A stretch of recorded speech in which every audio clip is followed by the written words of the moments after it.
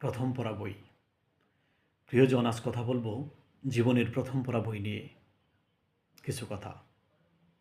সেই ছেলেবেলায় যখন ক্লাস 6 পড়ি, কুতুবপুর হোসেন উচ্চ বিদ্যালয়ে, সেই সময় পড়েছিলাম প্রথম পড়া বই জানি তুমি আসবে। সেই স্মৃতি আজও মনে পড়ে, আজও চোখে ভাসে। তখন আমাদের গ্রামে বিদ্যুৎ ছিল না, হারিকেনের আলোয় পড়েছিলাম সেই সময়ের বিখ্যাত লেখিকা রোমেনা পাজের বই জানি তুমি আসবে। এটি একেবারেই বিরহের উপন্যাস ছিল।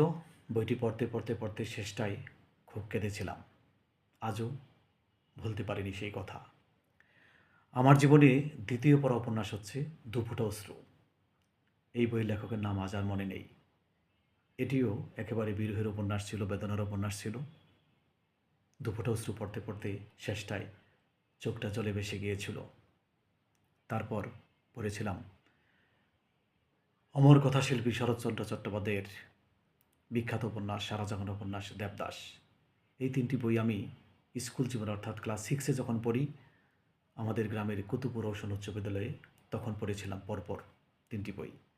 এবং এই তিনটি বই শ্রীপুরের ফরমান ভাই হুমায়ুন তাদের বাড়ি থেকে এনে পড়েছিলাম।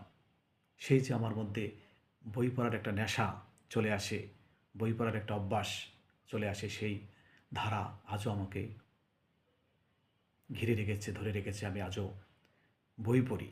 বই পড়াই আমার একমাত্র নেশা। আর বই উপহার দেওয়া হচ্ছে আরেকটি নেশা, সেটি নিয়ে পরে বলবো।